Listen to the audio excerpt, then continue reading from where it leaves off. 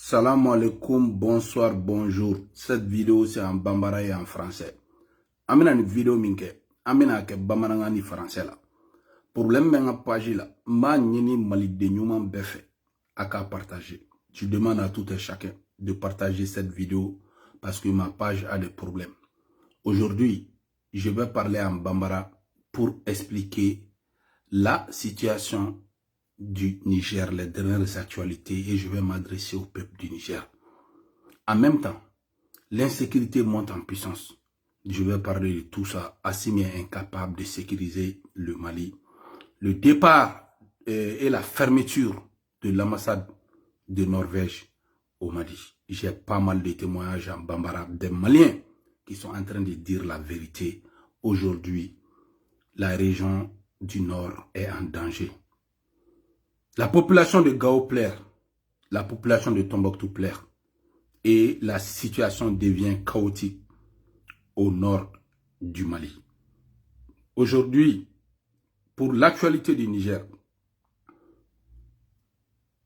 l'intervention militaire est en préparation. Les choses avancent comme il faut. La CEDEAO était en Espagne avec l'Union européenne pour expliquer la situation. La CEDEAO a réussi à avoir le cutus de l'Union européenne.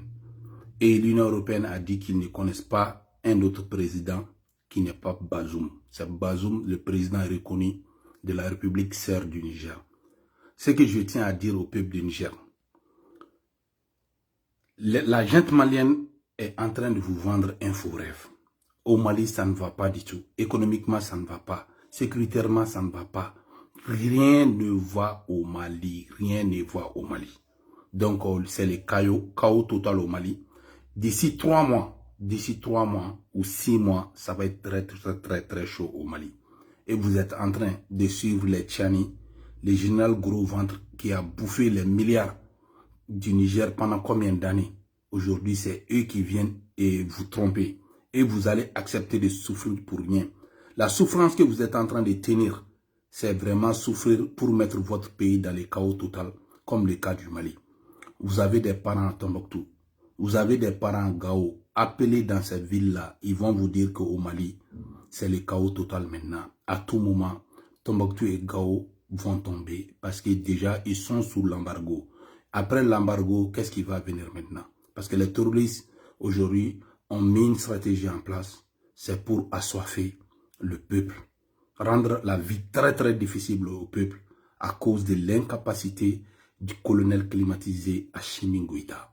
Donc, je demande au peuple du Niger vraiment de partager la vidéo. Donc, au peuple du Niger, réveillez-vous et surtout dire à Tchani pour le respect de la démocratie et l'intérêt du peuple nigérien de céder le pouvoir. Parce que on utilise toujours le nom de la France pour vous tromper.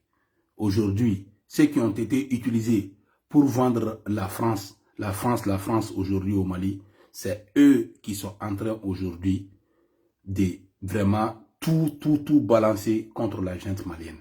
Donc ça, c'est une réalité totale au Mali. Donc nous demandons au peuple serbe du Niger vraiment de se réveiller, de quitter le faux rêve malien.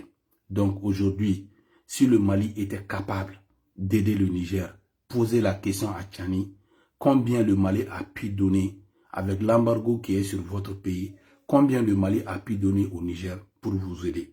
Il va vous dire qu'Ablaye Diop est venu leur remettre 60 millions seulement et dire qu'après le Mali va voir ce qu'il peut faire pour le Niger. Donc déjà, un peuple en souffrance, on leur donne 60 millions. 60 millions peut payer les salariés d'un pays. Est-ce que ça peut même payer les carburants même du déplacement de vos militaires durant 5 jours? Ça ne peut pas. Donc réveillez-vous avant qu'il ne soit trop tard. Et vous devrez savoir que aujourd'hui, avec tous les blocus et tous les dangers qui sont au nord du Mali, aujourd'hui, Tombouctou et zone de Kidal et la frontière Mali-Niger. Donc moi, je pense que ça ne fait que 6 heures de temps. Donc c'est Niamey qui est proche de toutes les capitales. C'est Niamey qui est en danger plus que toutes les capitales africaines de la sous-région. Donc Bamako n'est pas trop en danger comme Niamey. Hein. Ouagadougou n'est pas trop en danger comme Niamey. Donc moi je vous dis la réalité des choses. Donc quittez aujourd'hui dans ça. Quittez dans ça. C'est le mensonge qu'on est en train de vous vendre. Quittez dans ça. Donc c'est ça que j'aimerais vous dire aujourd'hui. Et c'est très très important. Donc Malion, amina dame ne bamananga sisan. Moro mina femme. Amina sujet fola mita. Au sujet y Niger actualité di. Niger actualité là. Ko be ka bouger. CEDEAO be ka renforcer ka ta fait. CEDEAO mogo yu déplacé. CEDEAO secrétaire général yi déplacé. Kana Union européenne mogo ka QTC soro. Union européenne ka QTC soro. Union européenne ko be son ou accompagner.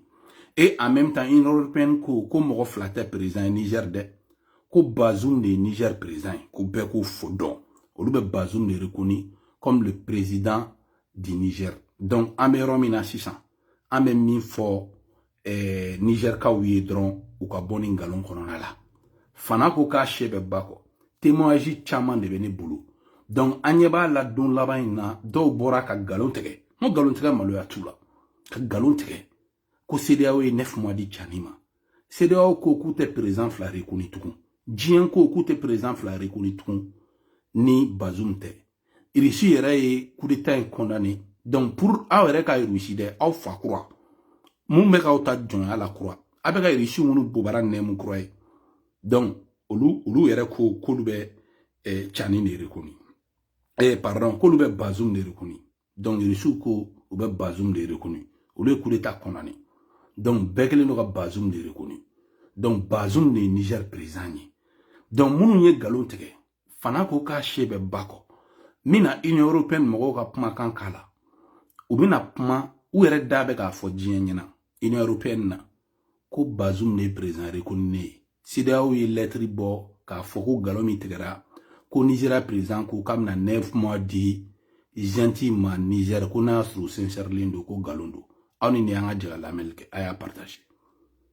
Merci beaucoup. Je crois que je n'ai pas grand chose à ajouter. Nous sommes venus à l'invitation de la présidence espagnole de l'Union européenne et du haut représentant de l'Union européenne pour la politique extérieure.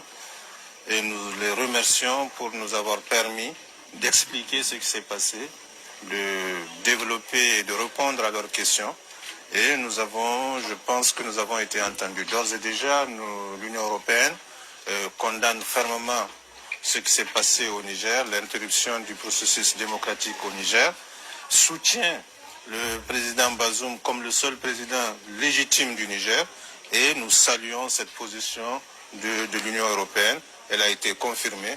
Évidemment, nous avons répondu à leurs questions légitimes et légitimement les gens se posent des questions. Nous avons répondu et je pense que maintenant les clarifications que nous avons apportées permettent à l'Union européenne de consolider ses positions sur ce qui s'est passé au Niger. Voilà, je vous remercie.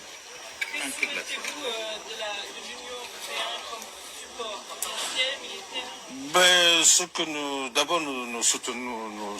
nous apprécions déjà le soutien politique et moral de l'Union européenne. Évidemment, ce que nous souhaitons de l'Union européenne, le président de la Commission l'a dit, c'est que l'Union européenne accompagne la CEDEAO. La CEDEAO étant le seul cadre unique, le cadre unique de gestion de cette question. Les décisions prises par le sommet des chefs d'État de la CEDEAO doivent être soutenues par l'ensemble de nos partenaires, à commencer par l'Union européenne, en tout cas par tous les pays démocratiques. Donc voilà le message que nous sommes venus apporter et je pense que nous avons été entendus. Voilà, merci beaucoup. Voilà. Ma bana fana ko ka shebe ba ko de olla ni kalambali sigle kalambali mana wuli aba fo de chani ni Niger diplomati munu flene yala da de chani u ka passeport suspendé adona tande abora tande ne ko atebo galongono sa. Donc chani mana papier ou papier signé dien dugunyuma chito dien duguba chito au papier reconnu. Donc pour eux chani nous me film tourner là chani nous me comédie là. Donc ambo la fene chani nous be asimi nous chani nous nega ku bla bote chilingono uyu nega ku bla bote chilingono wallahi. Donc ay asimi nous nyinga ku seraka jolle di chani nous ma ku were deme ambargo bu kan wartu bulu wakatimna ko asimi nous seraka jolduma uba fi awye ku seraka 60 millions drone di 60 millions job tra labaina job 60 millions ni duma k'a f'u ye ko kɔfɛ ko Mali tila k'a lajɛ u bɛ se ka min k'u ye. Nin tɛ yɛrɛ nɛgɛ yan. Nin tɛ yɛrɛ nɛgɛ yan. A tɛ Mali kɔ, a tɛ Mali ɲɛ. A tɛ Burkina kɔ, a tɛ Burkina ɲɛ. Aw bɛ taa ka taa ka dugu firi ni farilankolon jamana ninnu de kama. Mashikurti a delila ka gloki Mashikurti o saba mana fara ɲɔgɔn kan. Olu bɛ kɛ machilong ye san jumɛn? Mashikurti bɛ ka essayer ka kɛ machilong ye o bɛ tɛ k'o tisi ɲɔgɔnna sɔrɔ kuma t'a wari ma. E fɛnɛ bɛn'i tɛgɛ problème fara o kan. Problème don dɛ.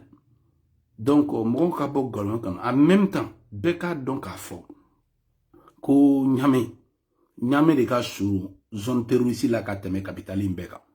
Donc Niamey ni Mali Nord 6 heures de temps dɔrɔn don 6 heures de temps. N'u wulila dɔrɔn 6 heures de temps u bɛ Niamey. Donc capitale Niamey bini de ka nɔgɔn bi ka tɛmɛ capitale ninnu bɛɛ kan. Donc Buwa fana a bɛ nin tiɲɛ kuma sɔrɔ Buwa fana dɔrɔn de bolo. Buwa fana ka directeur kɔnɔ. Donc tiɲɛ ala ta ye. An bɛ nin tiɲɛ ninnu expliquer aw ye. Ni min dara la o don. Ni ma da la fɛnɛ. Tant te galon tigɛ dɛ. Wagati ti galon tigɛ. I bɛ se ka galon jɛmɛni ta k'a fɔ i yɛrɛ kunna. Mais wagati tɛ galon tigɛ dɛ. O la ne b'a fɔ maliyɛnw ɲɛna minnu bɛ ko dɔn. Mɔgɔ delila ka Nabila Musa ka film lajɛ Farawuna ka filmu ni ta ma lajɛ ta sigi ka taa lajɛ. Mali ka histoire ko ngo Farawuna ka histoire. Jamanadenw tun bɛ Farawuna de kɔ.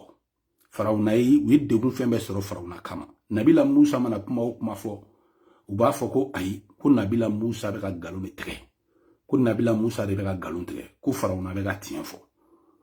Donc Nabila Musa ala ye ko caman yira Farawuna ka jamanadenw na. A ye ji kɛ bilenman ye. Farawuna taara dɔnnibagaw ɲini olu ka ji kɛ bilenman ye ko ala ta tɛ tiɲɛ. Nabila Musa ye bere fili k'a kɛ sa ye. Farawuna ko k'o tɛ tiɲɛ. A ye bana jugu nati Farawuna ko k'o tɛ tiɲɛ. Kana ni kɔngɔ ye Farawuna ko k'o si tɛ tiɲɛ. Mais ala ye laban n'a ka mun de kɛ. A ye Farawuna n'a ka jama a y'u bɛɛ halaki. N'a ka jamanadenw bɛɛ halaki ɲɔgɔn fɛ. Donc ni mɔgɔ min b'o dɔn Mali ko t'a la dɔrɔn i bɛ siran. I bɛ siran dɛ. Parce que ko in tɛna laban ɲuman na. An bɛ ka taa cogoya min na ko in tɛ ka laban ɲuman na. O de kama an bɛna don an ka sujet filanan kɔnɔ. O ye insécurité sujet ye. Insécurité sujet la an bɛna Norvège ambassade la. Norvège ambassadeur ani Norvège dugu u y'a décidé ka Mali bila. Bon n'i y'o fɔ kalanbali ye dɔrɔn kalanbali bɛna fɔ ko Malien yɛrɛ bɛ taa Norvège ambassade la. Donc Norvège bɛ programme dama min accompagner Mali la. Fantan jaman balo bɛ Norvège fɛ. O de ka ca dɛ. O de ka ca trop. Église norvégienne ninnu bɛɛ bɛ dɛmɛ ba de kɛ Mali la. Donc aujourd'hui Norvège ye datugu. France consulat datugura. Norvège datugura. Mais mi fɔ maliyɛnw ye n'a ma ko lajɛ ni hakili ye. D'ici le mois de mars ambassade bɛɛ bɛ datugu Mali la. Ambassade bɛɛ. O tɛ ɲuman ye dɛ. Ni ambassade bɛɛ datugulen ye o b'a yira k'a fɔ solution wɛrɛ tɛ yen. Asimi ninnu espoir fitinin min bɛ yen o banna. Asimi ninnu tɛna se ka jadisiw lajɔ tugun. Donc jadisiw bɛna kɛ comme Afghanistan. Tubabuw commencera k'o dessinw bɔ. Tubabuw commencera k'o filmw bɔ. Tubabu journalistes commencera k'o scénario ladege.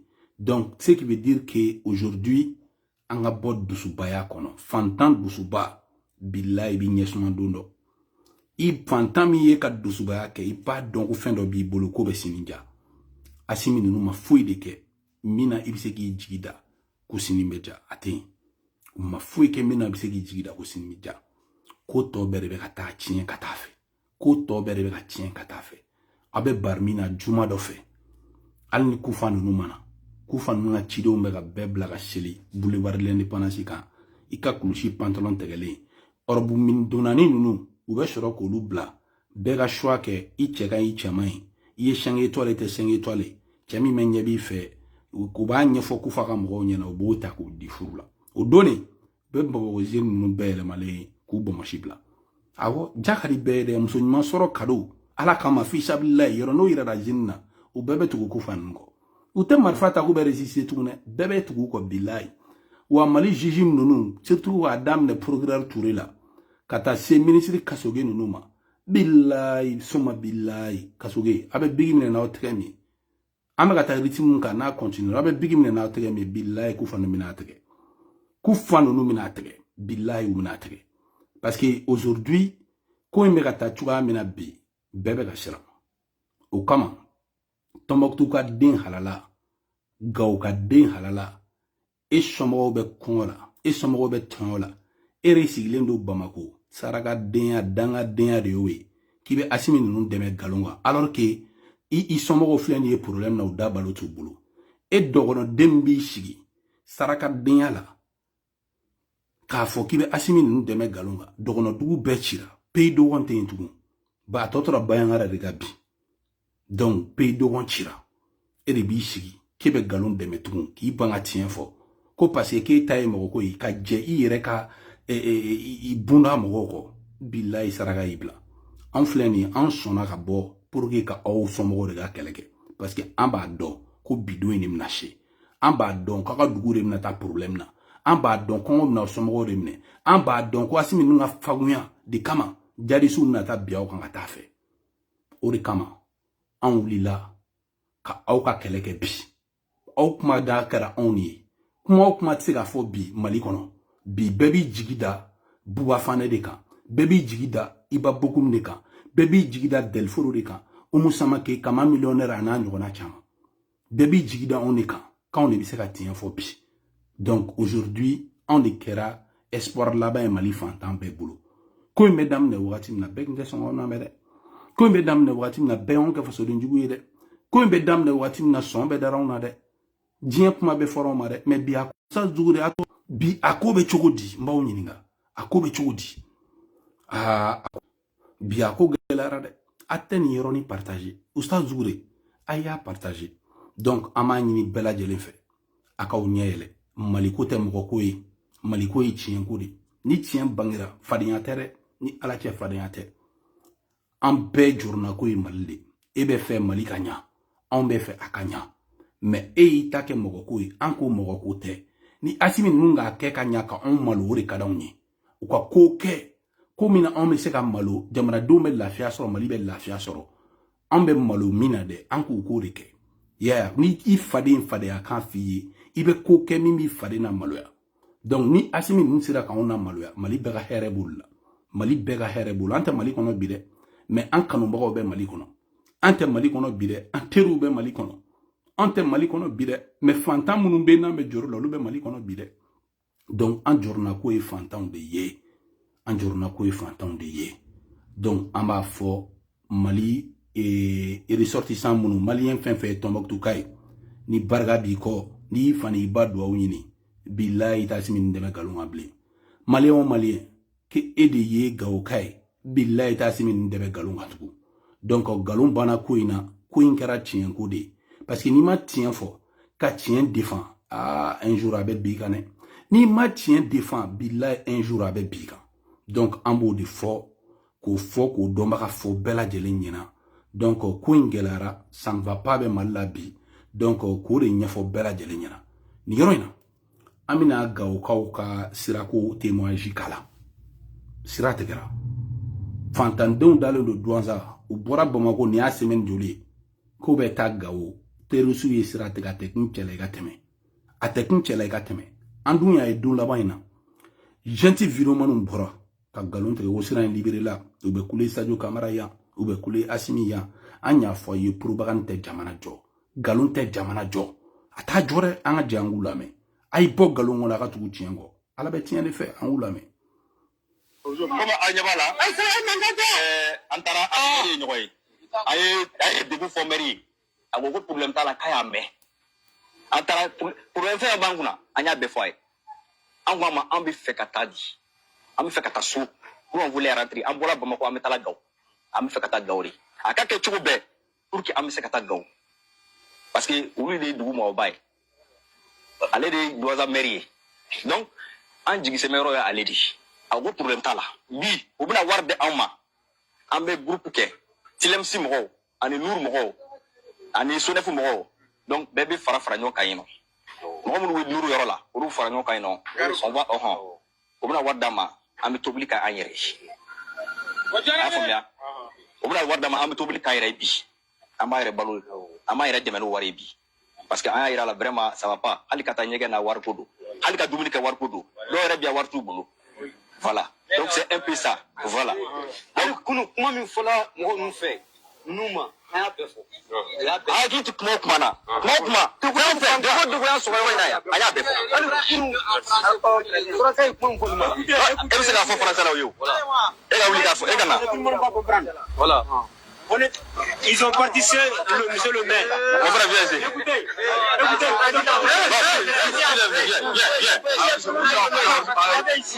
On a expliqué ça avec monsieur le maire. Il a dit qu'il n'y a pas de problème. Donc, lui-même, il va faire la solution. Comment il va nous aider pour qu'on va partir à Gao. Ah, bon, on connaît un peu de Douaza depuis jeudi passé. Ça fait une semaine. On met Douaza, 2 minutes à Mouléa. Halu Kolorote. Halu Kata de Nigan à Bewari. Shiro Debe à Bewari. Bon, vraiment, on met Douaza de Goubanka. On a une situation béguée pour que Amnesty Kata Gauchomi. On met devant les femmes au fait.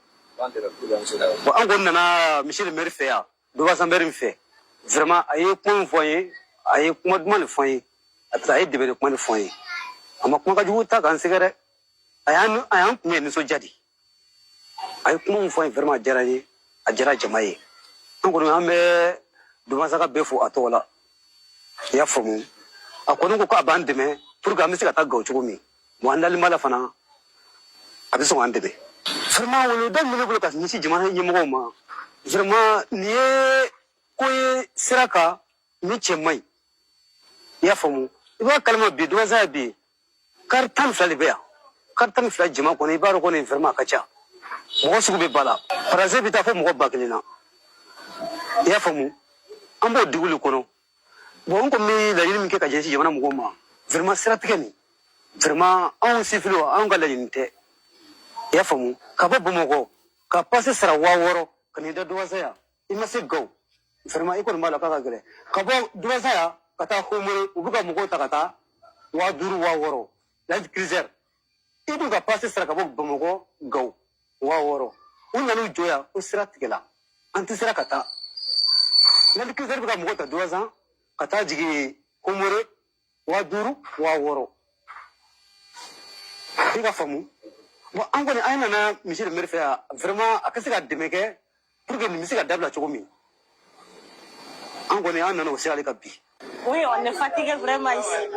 On voulait partir chez nous parce qu'on a duré ici quand même. On a des difficultés parce qu'il y a des enfants, il y a des veillards, il y a même des femmes enceintes. L'une est déjà couchée ici. Là.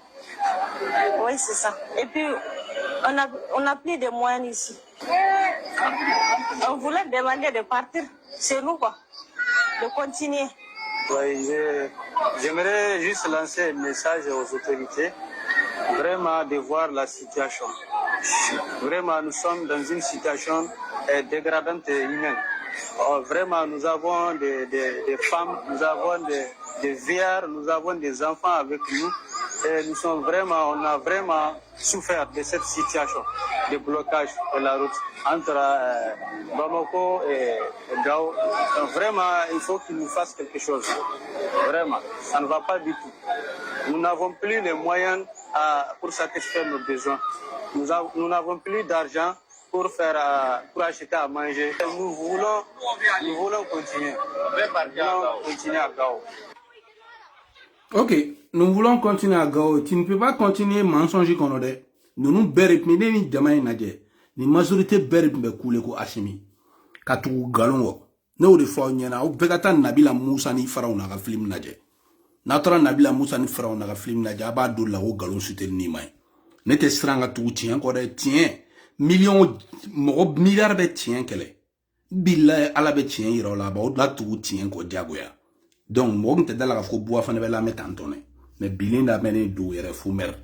Tout le monde dit à Bamako aujourd'hui, Koko Manake, Boua, qu'on une fois qu'à ma béganade. Donc, il y a des oulés de qui dans ma walju de Boua Fane. Amna Soudjou Benin d'Amniye.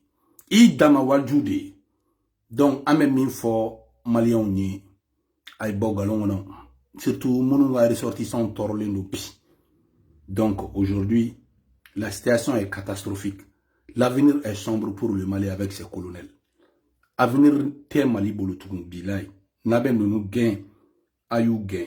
tile kelen man tɛ ka di ninnu ma chance man tɛ ka di ninnu ma bilen ninnu de wulila ka galon tigɛ aw ye dɛ drone b'an bolo yan dɛ a donna tan a bɔra tan témoignage caman b'an bolo dɛ an bɛna maliyɛn wɛrɛw k'a la a ko olu lamɛn a y'a partage an ka lamɛnli kɛ Allahu akbar Allahu akbar Allahu akbar ala de ka bon maa min bɛ nin Mali kɔnɔ k'e bɛ tɛgɛrɛ fɔ k'Assimi bɛ ka fɛn dɔ kɛ an tɛ i bɛ ka tile la dɛ voilà a y'a lajɛ mois de août nin bɛɛ lajɛlen déplace la filɛ han dɔw kɛra 6 août 2023 o bɛɛ n'a ta maa dɔw bɛ yen u t'u kirimolo n'u numabolo dɔn ka bɔ ɲɔgɔn na u bɛ tɛgɛrɛ fɔlɔ fanga kelen nɔfɛ komi n'i yɛrɛ ka mɔgɔ kɔni ma déplacer k'u ka foro to yen jagoya na tɔgɔ k'i bɛ tɛgɛrɛ fɔ ni fanga nɔgɔlen nɔfɛ kɛ u nana min kama o ye lakana de ye u ma se ka lakana sabati han cɛ an tɛ tɛgɛrɛ fɔ ni fanga mariki nɔfɛ sa n tɛ an bɛɛ ka ala deli jamana ka dilan ka ɲɛ a y'a lajɛ 2023 le 6 août 12 août 21 août 28 août le 30 août déplacé au bɛ yen cɔcɔ waati ɲɔw b'a tan fila fili la k'a ka taa ka bɔ yen 1 heure dila dɔw ma k'an kana n'aw sɔrɔ yen 12 heures dila dɔw ma 72 heures dila dɔw fana ma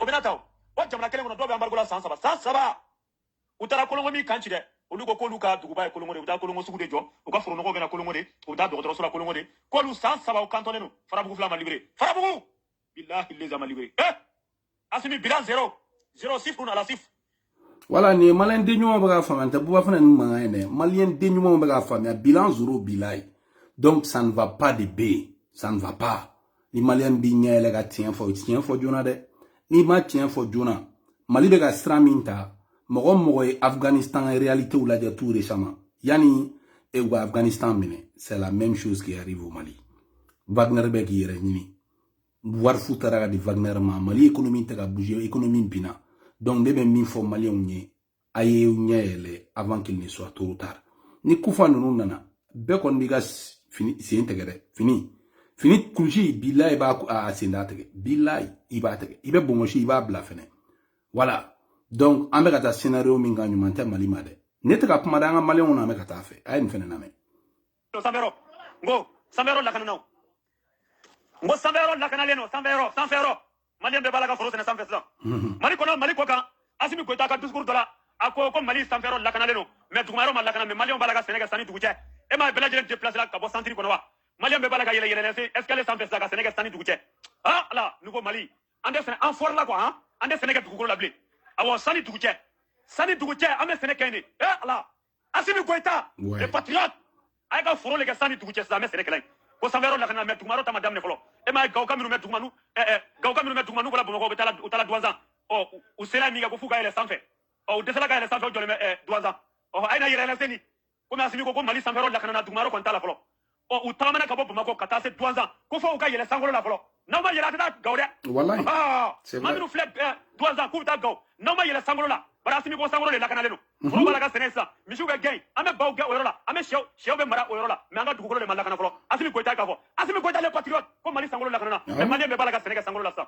belebele ale ka sankolo lakana mais dugukolo ma lakana a yɛrɛ de ye k'a fɔ dɛ ne m'a fɔ dɛ a yɛrɛ de ye k'a fɔ awɔ i m'a ye dɔgɔnɔw kadɔw filaw a bɛɛ déplacé la a bɔlen Russie ka na se sisan ma dugu 65 o de déplacé la o donna u ye k'an ka sɔrɔdasi 12 faga mais u sinna ka Bakari Togola minɛ k'o kuma latunu ka tila ka général Salifu Tarawele k'o minɛ k'o kuma tunu ka tila ka ko muso dɔ tun ye ministre IBK ka waati la wa k'o fana minɛ yala mɔgɔw ka ɲina maa minnu fatula kɔ ala u denw bɛ yen u musow bɛ yen u faw bɛ yen u baw bɛ yen olu bɛ filiya kasi la ala kuma i t'a mɛn média sanfɛ ala jamana bɛ se ka kɛ tan jamana jumɛn de bɛ mara nin kan mɔgɔ bɛ sara ala tɛ fɔ salamu aleykum an tɛ taa an tɛ maa ci an ye ka bɔ a kɛlɛ tan ne saya ka ban bɛn ka sabati jamana kɔnɔ déplacé ko ka ban bɛɛ ka sigi bɛɛ ka se ka sɛnɛ kɛ u nana u ye k'o kuma fana de fɔ mais yɔrɔ jumɛn de bɛ yen ko déplacé dɔ segin ka taa a ka sigiyɔrɔ la a y'a yira n na a y'a video ta ka na maliyɛnw an bɛna ɲɛ yɛlɛ nin bɛɛ ko an kana nkalon tigɛ dabila sanfɛyɔrɔ ni ala tiɲɛna ma galon tigɛ dabila ala bɛ ka min yira o la a ka bon hakili ma bilahi ala bɛna min tɔ yira maliyɛn na bilahi a ka bon hakili ma ala bɛna min réserve aw ye cɛ bɛ ka min fɔ tan de don dɛ ka sɔn jamanaden bɛ sɔn galon ma cogo di f'i ka bɔ ka galon tigɛ de ko Assimi ko maliyɛnw bɛ ka sɛnɛ kɛ sankolo la awɔ dugumakolo tɛ maliyɛnw bɔ dɛ maliyɛnw fɔrɔla sɛnɛ la f'u bɛ ka sɛnɛ kɛ sankolo la maliyɛnw ye courant sɔrɔ fo maliyɛnw bɛ ka courant di Niger ma fo k'o galon ne tigɛ bilahi f'i ka nin galon ne tigɛ ko de la k'i ye faso de ɲuman ye mɔgɔ yɛrɛ bɛ se ka tugu galon kɔ tan o la hɔrɔnja bɛ caman na caman yɛrɛ ɲini o ka hɔrɔnya la dɛ parce que hɔrɔnya tɛ galon fɛ silamɛya yɛrɛ fana tɛ galon fɛ Mali laada tɛ galon fɛ mais bi jamanadenw b'o galon in ka tugu a kɔ e halala ye tugun e ye hɔrɔn ye tugun e ye silamɛ ye tugun i tɛ ni saba si ye i tɛ halala ye i tɛ hɔrɔn ye i tɛ silamɛ ye cɛw cɛ banna tiɲɛ na ka galon ka tugu a kɔ jagoya ani yebali fɔ jamana min kono yebali fo be bilai yebali fo jamana Mali donné ojo chama ne bembulu de min na témoignage kala malion nyebe ka yele bebe ka tugu tien ko bi horon deun ay ni partager halala deun kan partager dambetiki deun kan partager mo se ka mo fe ka teme yere kan mo se ka ke mo fe ka teme jamana kan non anti ka ke mo fe ka teme jamana kan donc ay fin fait reprocher ibikala ay fin fait reprocher ibikala nous a double de ke nous a double de ke témoignage de bambulu fa chama nous a double de ke anga je anga malion na me katafe ok nga fuli ga ko sobe atene no to wa fagali min kera ni ka tile na kamini Mali kera Mali fagali man de kata population kan wala si ça ne sigile ndira mina ambe sanga gondala ambe sanga bayagara minu fagara kuna kina ambe sanga gondala wallahi bayagara salu ekolu bafla be Mamadou Tolo Alpha Sek ekolu babaw de do o be fara ina ekol te bayagara re ati aywa ekol te ebe tan nu bla mini marfa sanda abe chendo wa mina mimbe ka kwasana chente de akana jigi daw kande chenta lo tara ndega kulo sokolo kana pentri ka yira mogoma afleni fakali be sino sika foja balma je wallahi e ka kuma fiu ko mi fo chende do ko de mina te wole de chente de o tara idi mina kulo ta kana bla mo je ko la ya ka fibili tron ka adu ka magasin ko ya bane ligne te militaire la ya mina kura be mi bolo mobilité marfate foi to ka marfa ju yere ne tara mina kura sana be munye ko ya muso so parte ko mi aya ke tumbe jama cela ambe sala bondala ko ya muso te parmi marfa ko be mini après mobile chronique fin ko ko va pousser ka dessert nous be ka mana damo dala koy voilà mana fagari min tala population kan ni sena amada Mali pouvoir sila voilà rek mamere fal min bokera asimi klela ma ke fanga shiklela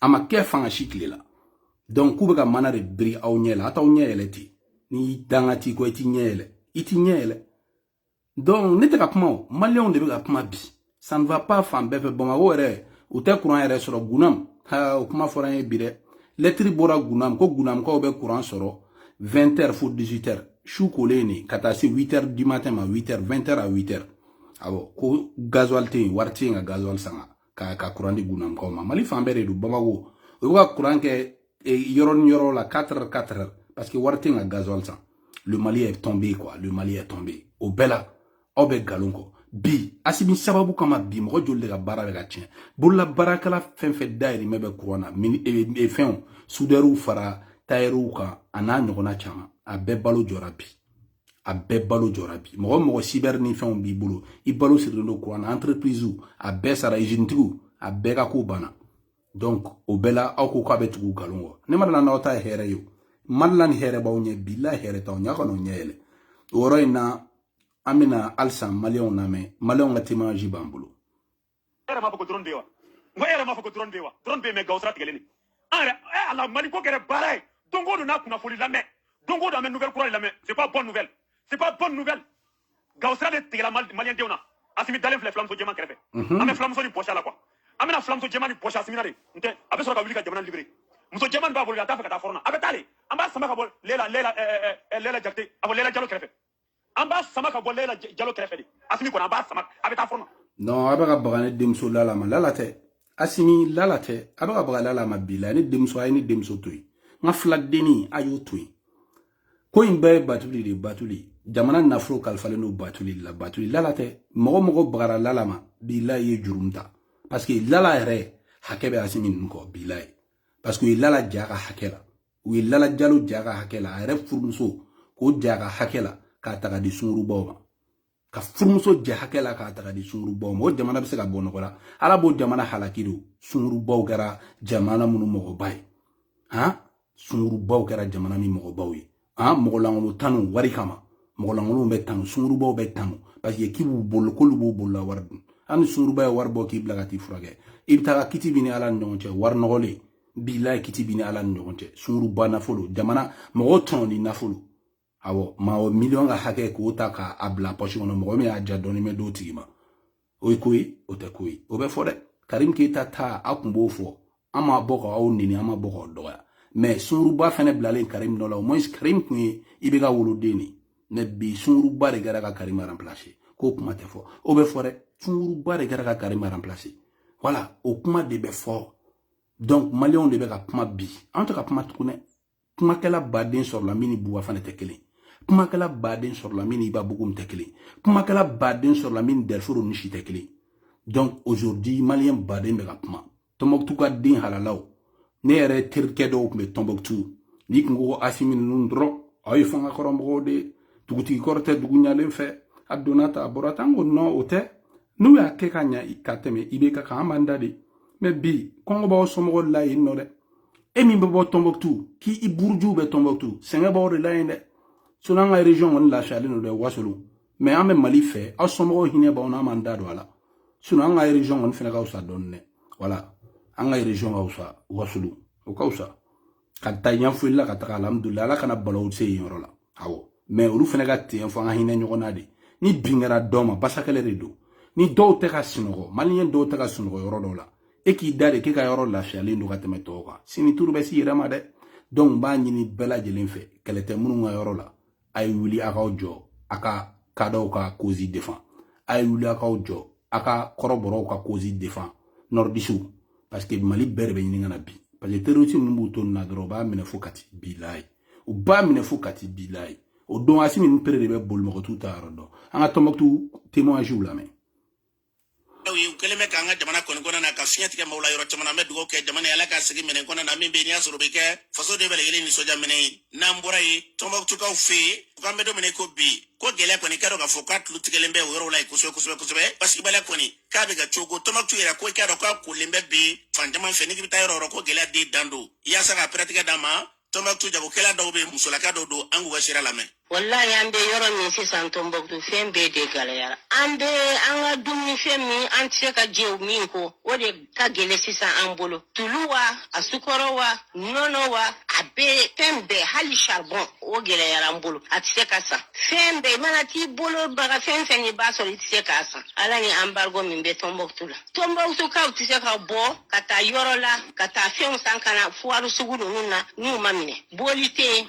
an tɛ se ka bɔ an tɛ se ka sigi parce que an ka fɛnw bɛɛ bɛ bɔ foire ninnu na ni suraka ninnu ka minɛnw olu filɛ ka boli ka dugu to n'u tora fana fɛnw gɛlɛyara ko minɛnw tɛ na tuguni u tɛ se ka na ala ni embargo ko gɛlɛyara an bolo dɛ commerce kɔni gɛlɛyara dɔɔni dɛ an ka minɛnw bɛ bɔ moti de kosɛbɛ ka na yan nka na minɛnw donna kurun na ka na n'a sera mɔgɔ ninnu u bɛ kurun lajɔ u b'a fɔ minɛnw tɛ tɛmɛ n'an ka minɛnw bɔra dire ka na yan ko minɛnw fana tɛna dire mobili tɛ bɔ dire ka don Tombouctou u b'an ka minɛnw lajigi sira la ka mobili lase ou bien minɛnw ka lasegi ka bɔ yen pinasiw fana pinasiw nana u b'u lajɔ sira la sira kɔni gɛlɛyara fo ka taa kɛ min yan n'an ka minɛnw ka na n'u y'u minɛ yan'u k'u bila a b'a sɔrɔ minɛnw bɛ tiɲɛ na an ka minɛnw bɛɛ bɛ ka tiɲɛ an bɛ légumes de feere i n'a fɔ orange ninnu namasaw ni jabaw ni nzɛrɛw n'a ɲɔgɔnnaw a gɛlɛyara ko gɛlɛyara n bolo fo ka taa kɛ min ye gɛlɛya dan don parce que hali sukɔrɔ kɛra 140 hali sɔgɔmada ne taara sukɔrɔ demi san 70 ko gɛlɛyara ma fo ka taa kɛ min an tɛ se ka fo sen kelen fo gɛlɛya kɔ an bɛ gɛlɛya kɔnɔna de la an ka minɛnw u bɛ ban mobili ka don u bɛ ban pinasi ka don yan pinasi tɛ se ka don yan n'u m'a lajɔ k'a ti na mobili kɔni kɛrɛfɛ tɛ n'i ye minɛnw sa dire ye k'i bɛna Tombouctou u bɛ minɛnw lasegi n'i ye minɛnw sa tɔn kan k'i bɛna n'a ye parce que kuma dɔ la n bɛ woso sa tɔn kan minɛnw bɛ bɔ fo échelle fanfɛla ninnu na donc na minɛnw nana ka bɔ échelle fanfɛla ninnu na mɔgɔ juguw b'u minɛ k'u lajɔ ko mobili ti don ala n yɛrɛ nana an ka minɛn ye ko minɛnw kana an ka kiliyan muso dɔ ko Aminɛ Wangara a ye minɛnw ci ka bɔ tɔn kan k'u ka na n'a ye yan nɔ u ye minɛnw n'a mobili bɛ minɛ u nana kɛ ni kuma caman ye n kɔni dɛsɛra k'a ɲɛ sɔrɔ u bolo n dɛsɛra k'a ɲɛ foyi den kelen sɔrɔ u bolo an balona ka fɔ ni tun ye Tombouctou musolaka dɔw kan ye Tombouctou hali bi cɛlaka dɔ n'ale tɔgɔ ye Amadou Kalilu Touré ale ka baara ɲɛsinnen an ka fɛnkɔrɔ ko olu ɲɛnɛbɔli ma o yɔrɔ la ye gɛlɛya min b'u kan a yɛrɛ b'a da to a la an ka lamɛn wallahi bi Tombouctou dugu a jalen don foyi tɛ bɔ don o don fɛn de bɛ yɛlɛ fɛnw sɔngɔ kan bi essence bɛ 260 litiri kelen gɛlɛya bɛ se ka tɛmɛ o kan wa ni essence gɛlɛyara fɛn bɛɛ bɛ yɛlɛ parce que fɛn bɛɛ bɛ transport de kan n'i ye sotarama ta moto taxi ninnu u b'a fɔ ko carburant yɛlɛnen don fɛn bɛɛ gɛlɛya ka taa don o don dugu mana jɛ n'a bɛ fɔ ko essence dɔgɔyara dɔw bɛ fara a kan essence bɛ 260 litiri kelen an bɛ taa min balo ko t'a la dumuni tɛ don sira bɛɛ minɛnen don an k'a la deli Mali ka wuli u ka se ka cɛsiri n'o tɛ ni fɛn tɛ se ka don Tombouctou a man ɲi dɛ n'an bɛ ko embargo Tombouctou de bɛ embargo la u b'a fɔ ko sɔrɔdasiw donna bɛrɛ Mali libéralen don mais Tombouctou sirilen don faamaw bɛ na u bɛ taa bɛrɛ mais Tombouctou lamini bɛɛ a bɛɛ korilen don ni islamisi ye hali kuna sini mobile ko kabe doni carburant ou ya jeni ya jardin de la paix ani stata su yoro manja udu mumne ame mufo an ko na anta fo ko an liberalendo de an sirlende do ya fo famawiye uku hakilito Tombouctou lamini a be minenendo fente bo sirawo sira na kera nyafenge sirayo na kera duanza sirayo na kera tawdeni sirayo a be minenendo amena mufo anga sawa na ba fe ka anga sa aya fanye vraiment encore amaseka foi do mali ko labi aw ko mali liberelendo me Tombouctou sirilendo ni ya me ko mali yoro ibe Tombouctou de fofolo ni Tombouctou sirilendo nya bo ba foko mali minenendo aya fo fawa ou ka haklito Tombouctou la ber 55 km de Tombouctou aw ba foko fama betaye ber ni Tombouctou yere ni on tie mobilité do oya muye donc aw kana foko Tombouctou liberelendo de ambaloran ka foni tu Amadou Kalilou Touré aye kuma me antena beji aye kuma nunu mero galon te marché aye bo galon wono bila aye bo galon wono Tombouctou ga den halalaw o legele no Tombouctou janfo be Bamako o lebe ga ndeme galon wa asimi nunu mo shitu contrôle nous ya ke ga nya bila amu féliciter mo desera de outisi nous desera bila ya amba fo ou desera outisi donc desera di donc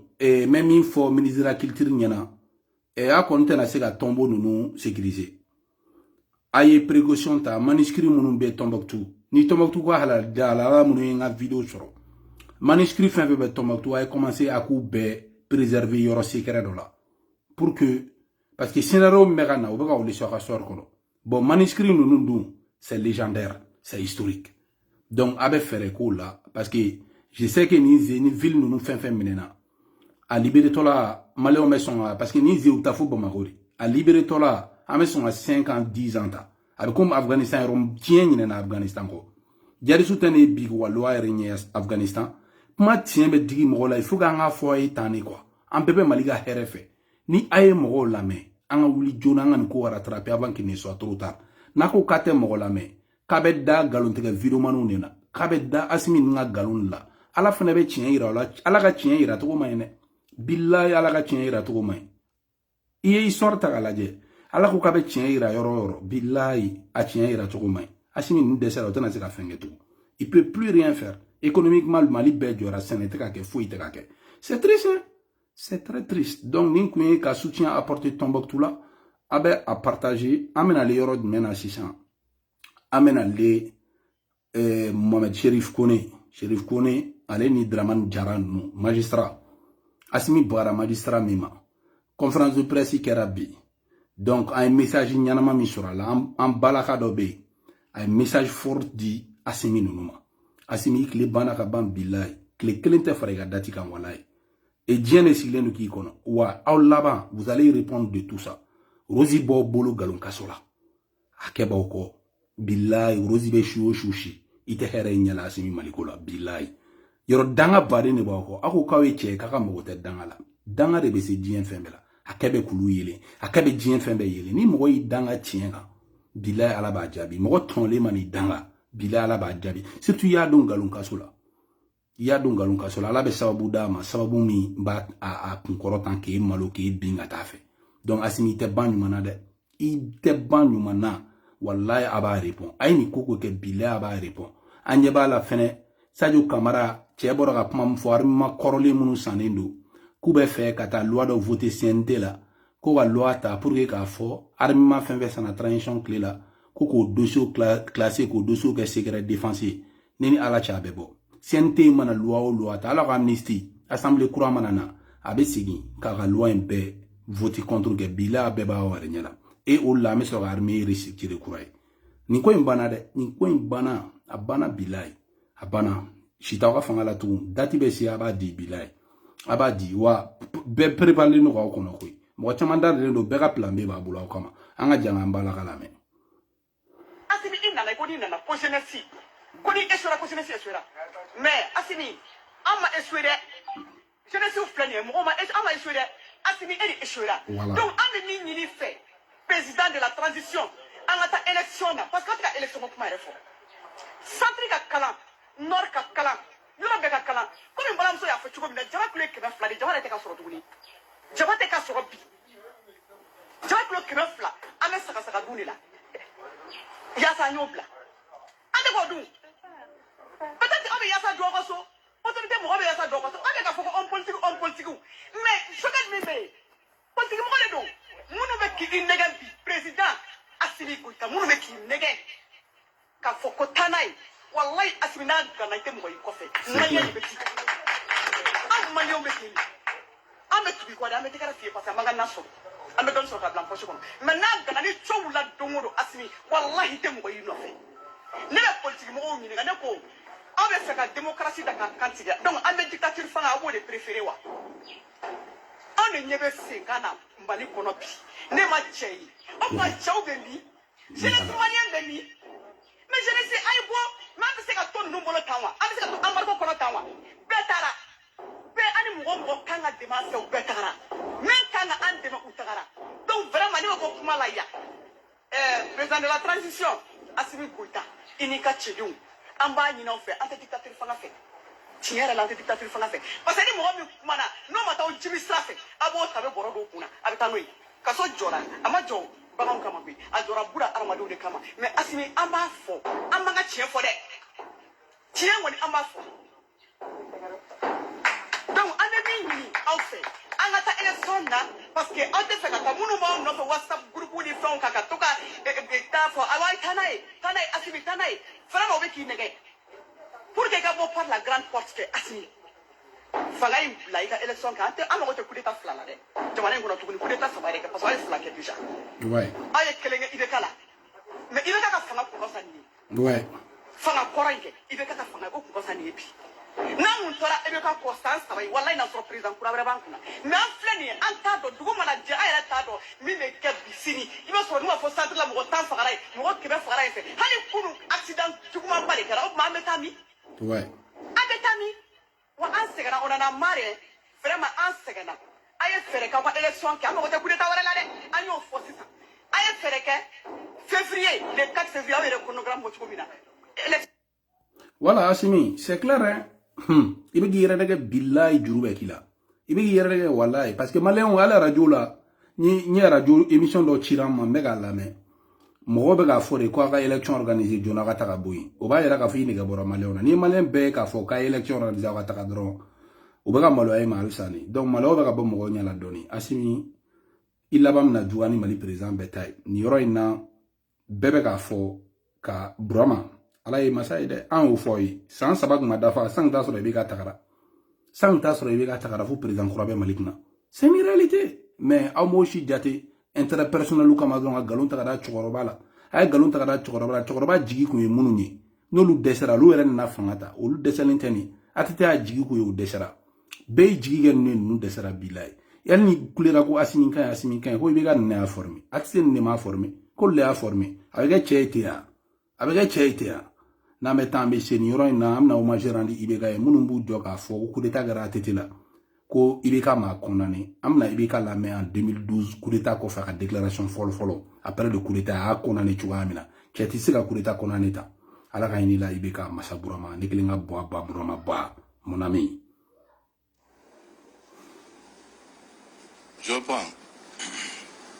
Chers compatriotes, c'est avec gravité et émotion certaine que je m'exprime aujourd'hui comme responsable politique, comme démocrate et républicain, mais avant tout comme malien. Notre pays connaît une situation de crise d'une extrême gravité. La prise du pouvoir par des soldats mutins et l'annonce de la suspension des institutions de la République n'est rien d'autre qu'un coup d'État militaire. Je veux le dire aujourd'hui avec force et solennité. Je condamne ce coup d'État avec la plus grande fermeté. À quelques jours de la commémoration de l'anniversaire de notre démocratie, le 26 mars, ce coup de force ternit l'honneur du Mali et entache gravement l'image de notre pays, jusqu'ici considéré comme un exemple en Afrique. Voilà, pour ma bana, il y a pour ma béban, a été béni à une déclaration. Donc aujourd'hui, il y a à la début, il sera quoi, bilay. ante tugu moko ko galunga ante tugu moko ko galunga ibika konna kun jele de ko nono kene bilay donc nga foli be bela jele parti Sadi Oumar Marikouna ka jama nga foli ba grande sœur fille tungara on est ensemble donc avec akli jigi rasbash CDR ala ka rasbash nyumambo Rose Doumbia madame la vie chère i hakebe ka bo asmin nakata fedron donc voilà tijo de Paris avec akli jigi ibba bokum kolongono bamba la fia sugo terge sarafu ami nyongolo le sarafu Abbas Jiré donc Kassim Kino Diallo Delforo Fronto Bani kama millionnaire la reine Rukia Touré kama dogon la reine nunga foli ba bela jeli donc vraiment MPPM jeune munu fenem ne lindo la ko nyambo kasola ami nyongolo merci